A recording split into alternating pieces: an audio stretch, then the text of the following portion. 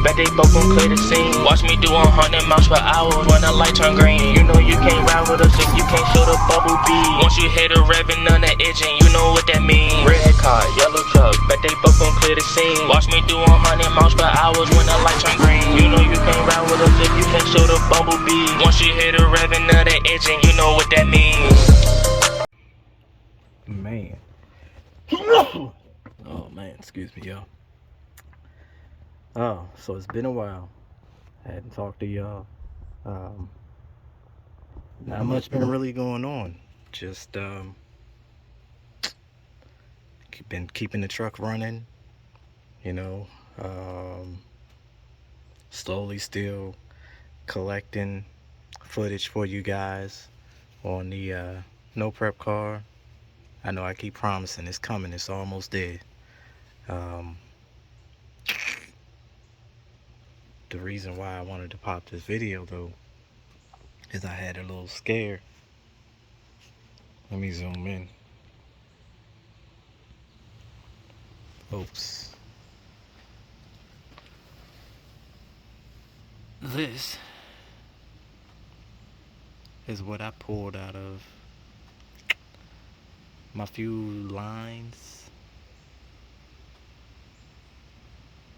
when I started the truck.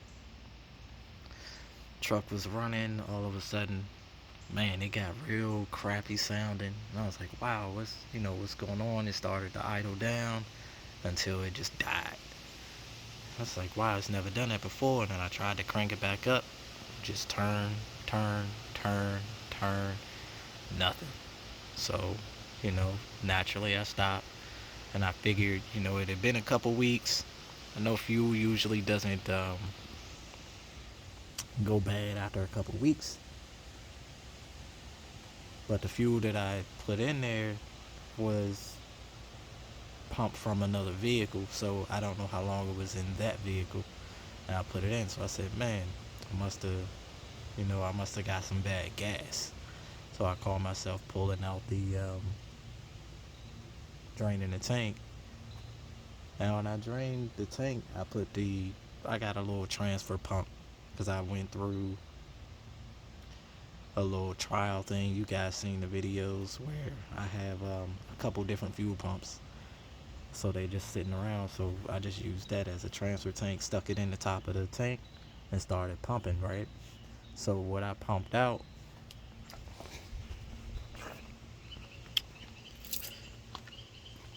as y'all see, I keep the back covered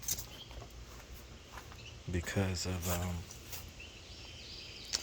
I don't want the fuel cell to wind up getting water, from the lid not being that secure. So this jug here is, y'all can't see it. Dang.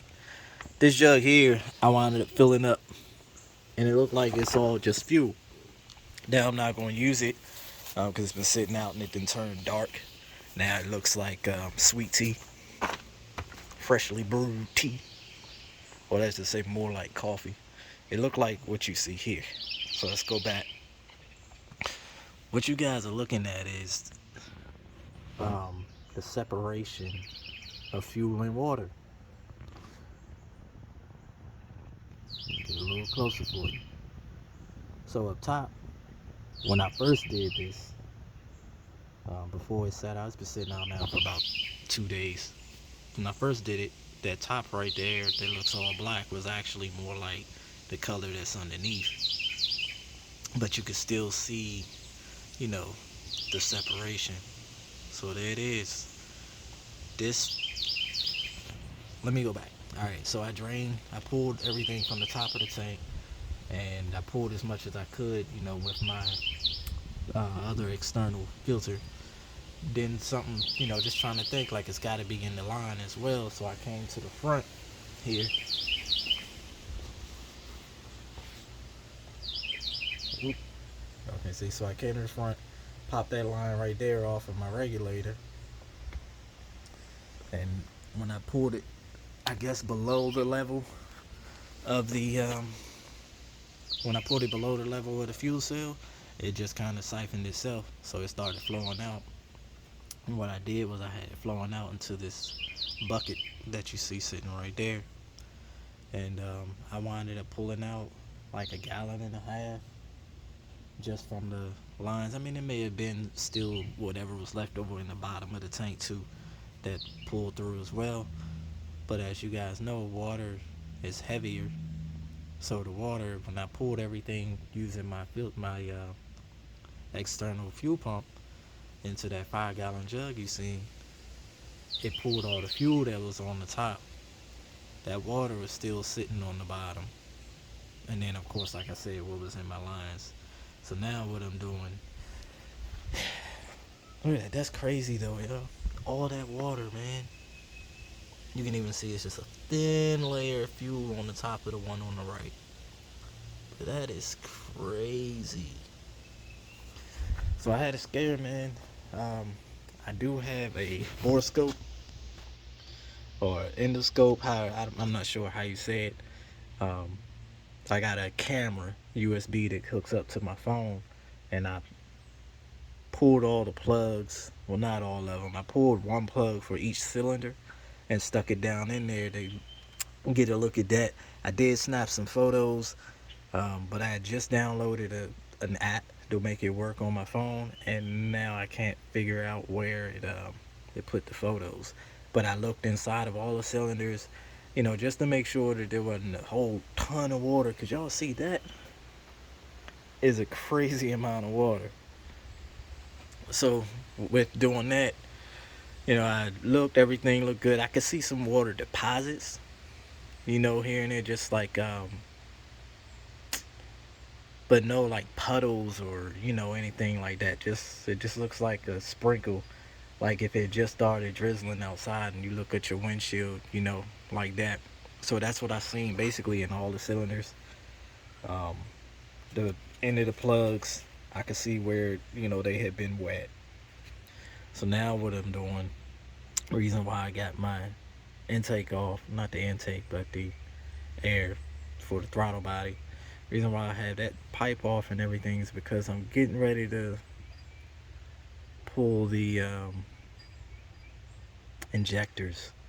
I didn't have any pressure on my fuel rail, and I had already hit the button and everything and tried to see if I could get anything out that way. But you know working with my partner, he suggested, hey man, why don't we go ahead and pull the injectors, because the injectors are still gonna have that nasty fuel or either some of that water still sitting in them. So yeah, here's where we are.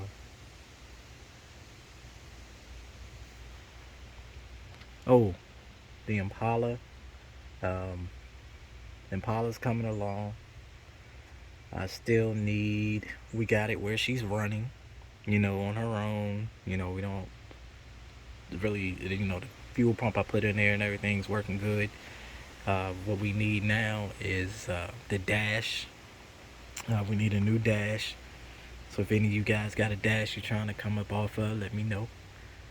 And I need a battery. And what else was it? I think that's about it right now. Just get a battery. Oh, I need new lines for my power steering. I need new power steering lines because the owner before us actually cut it.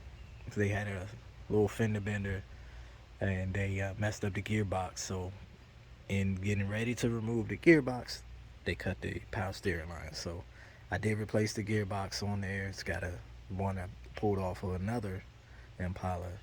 Everything seems to be working out good with that. Like I said, we need lines because as of right now, if I put power steering fluid in, obviously we're gonna have a mess. But yeah, that's where we are, folks. We are avoiding trauma or avoiding tragedy. I guess while I'm in here, I hadn't these plugs hadn't been changed for a while, so I guess I'll go ahead and order some new plugs. I'm not gonna waste my money on getting new wires. These wires are great. They seem to be okay. And that's it, man. That is it. We made a couple little changes to some little small upgrades, but nothing major. You know, like I said, going to the electric fan that freed up all this. So now, when I want to work on it or anything like that, it's fine. I don't have no issues with cooling. This thing stays cool. Um, Reservoir. But yeah, y'all, that's it. That is it. That is it. That is it. So I had to catch y'all on the next one. Give y'all some updates. I'm gonna get this back. Get this all done, pulled out. I would show you guys like the process and all, but man, it's such a mess right there. I don't really have anywhere to set the camera up, to record it. But what I will do is show you guys how we get the injectors to pulse. I'll run like some WD-40 and flush them out. Make sure, like I said, no water and stuff in it. I'll definitely show y'all that process. And that's it. But guys, definitely check your fuel from time to time. I don't know if they have like a tester that you can stick down in there or something like that if you got a fuel cell and your vehicle sits outside, because that could be another thing that happened. The temperature going from hot to cold, and things like that. You can develop some condensation. I know that would be a lot of condensation. I really think, hey man, and I put like maybe 3 gallons of fuel in there from the gas station too, right before the last time I had it running. So that's another thing. This very well could have come from the gas station that I used. Because I don't know if you guys know, but they say you shouldn't use the um, gas station if you see them filling up. The tankers there putting it in, because what happens is all of the water or anything that got in from, say, like attending an attendee or an attendant, I can't say it, but the people that work at the gas station wind up coming out. They want to check the level, see how much gas is in there, something like that. They do it on a rainy day, so you're getting water in there that way. um, and I'm not sure if there's anything to like flush it out. So what winds up happening is when they're refilling, they're stirring up all that water that was in the bottom and just kind of mixing it up within the fuel. So you go to start pumping, and you're pumping that freshly water mixed gasoline into whatever you're trying to, fuel up. So yeah, so that's just a little tip that I've learned that people I didn't know until recently. Actually, I think I've been asking questions since this happened. So you guys, hopefully that's what it is. I wasn't pulling any codes or anything from trying to crank it. But we gonna go from there, man. You guys wish me luck. All right. All right, y'all. So I'm about to clean these off. As you see that one right there that I got my fingernail, it's a little dirty. So I'm gonna wipe all of them off. I'm gonna wet a rag with some carb cleaner and then just kind of do one of these numbers all over it. And then I seen something on YouTube. I'm trying to remember who posted it, because I would definitely get them a plug real quick. But I seen it, and I'll show y'all what he did. This is definitely not anything I made up, but he used a tire valve stem. I'm gonna pop these O-rings off.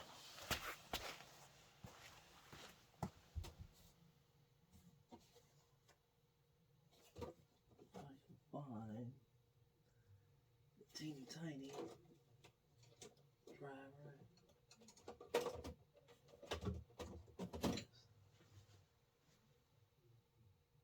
This might work without messing them up. This should work without messing them up. And I remember the way I put them in. I didn't number them or anything, but I do remember how I put them in there. Crazy thing though was, come on off of there. Oh, I don't need anything. What I will need to do though is lube these up because I'm gonna reuse them. I don't think I have.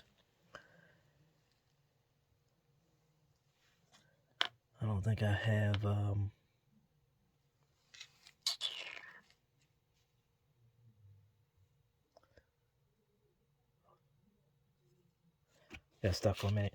Now, I don't think I have enough to do them all. So, I might just replace what I have. But man, y'all talking about another, side note, man. Y'all talking about being afraid. It's like the truck is not starting. It's never not done that ever since I switched tuners. And when I say switch tuners, I mean my original switch. I haven't switched from the tuner that got me straight, which was Dr. Differential. Alright, y'all. I got them all cleaned up. So, here's what the guy did. Guy took a regular old, tire valve stem. Used one of these. This goes on the top, like so. I've already undone it, but goes in there. Once you put it in, you just twist it out, pop that out, and then let's see if y'all can see it. See how the hole goes all the way through? You can see that little bit of light. Oh, this way would have been easier. There you go. The hole, there's my finger, goes all the way through. So that is going to give us what we need to make this nice and secure. This is basically what he did. Was he took, you see I popped off all the things, but he got it to fit on in there like that, like it was getting ready to, and that was a nice, secure, tight grip. That's wide open. Now how do I get the holes to stay? What I'm gonna do is I'm gonna put a hole, I'm gonna drill a hole right in the top of that. Let's put the wrong one in.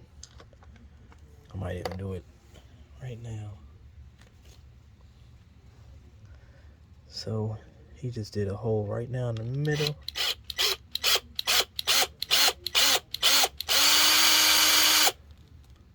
Oh, this makes my drill and bit look bad, huh?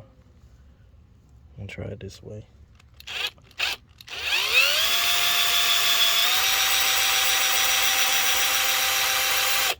What in the world? Oh. I was trying to get it in the center. Don't look like it's going. I'm putting it. Got the worst camera angle ever. Ooh. Oh, that's not too bad. It's about center. Alright. So now we got a hole there. There's a mosquito flying around. Now we got a hole there. Take my can of carb cleaner.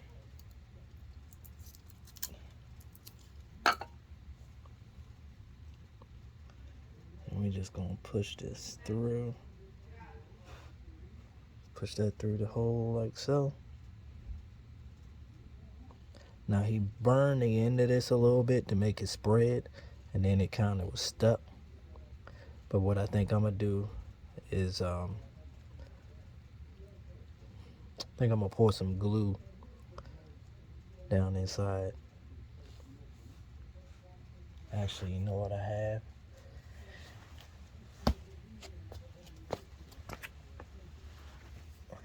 Got some of this stuff, Flex Seal. But any type of adhesive will work. Alright guys, so once you I wound up just grabbing some super glue and glue all over the top where I drilled the hole in the top, and it's just like I said, it fit right on the bottom. Just, you know, worked it in there, and it's got a pretty good snug grip on it. Now I'll just take a wire from here and here. I mean, you know, a negative and a positive. I got a jump box that I can connect them to, and I can actually trigger that on and off, and I'll be spraying the cleaner through it once I turn it on. That'll be that.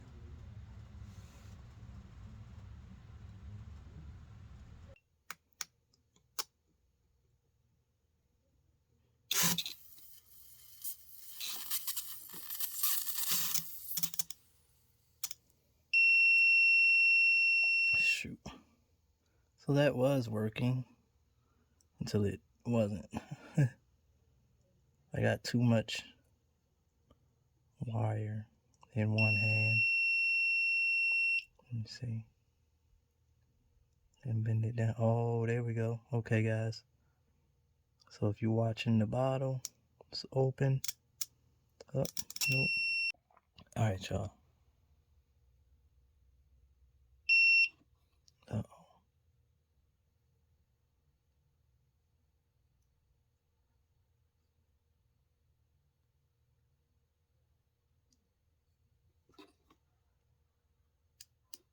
Okay. Open. Let's get a squirt.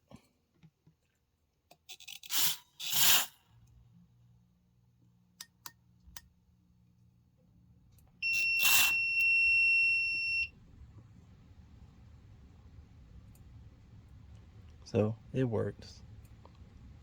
You just gotta come up with a better way to I can't hold the wires and do it, so this is, I'm making a mess, but y'all get the gist of it. I'm gonna keep doing it this way because it's the best thing I can do at the moment. But it's getting them clean. It's working. You know, you see me just pop it off. Looks good to me. Was a little dirty. No, it's not. Alright, but I'm gonna continue to make a mess. You all continue to watch and laugh at the stuff I come up with. This isn't the way he did it. Some people do it from a 12 volt, I say 12 volt, 9 volt battery, but I just happen to have this jump box. I don't have a 9 volt. So that's what I was using. But it does work. I mean, injectors are clean. Let's see. Let's see if y'all can see.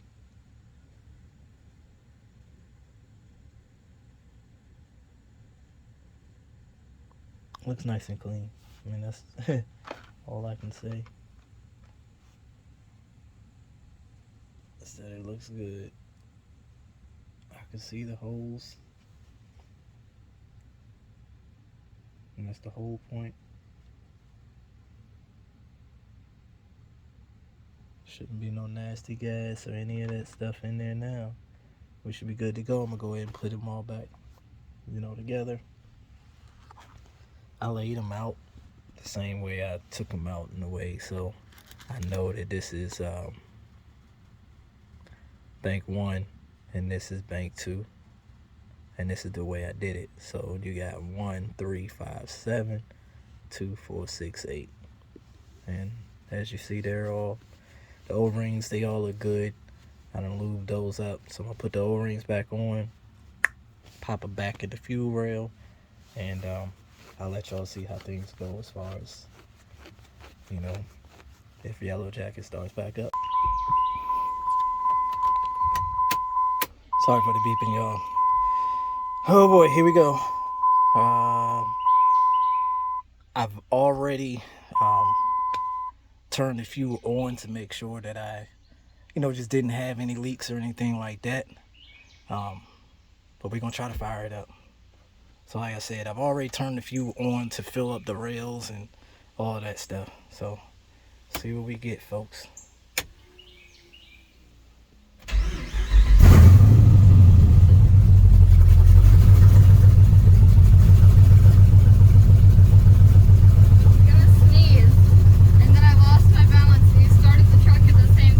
It works. Alright. Catch y'all on the next one. As always, walk with me. Peace.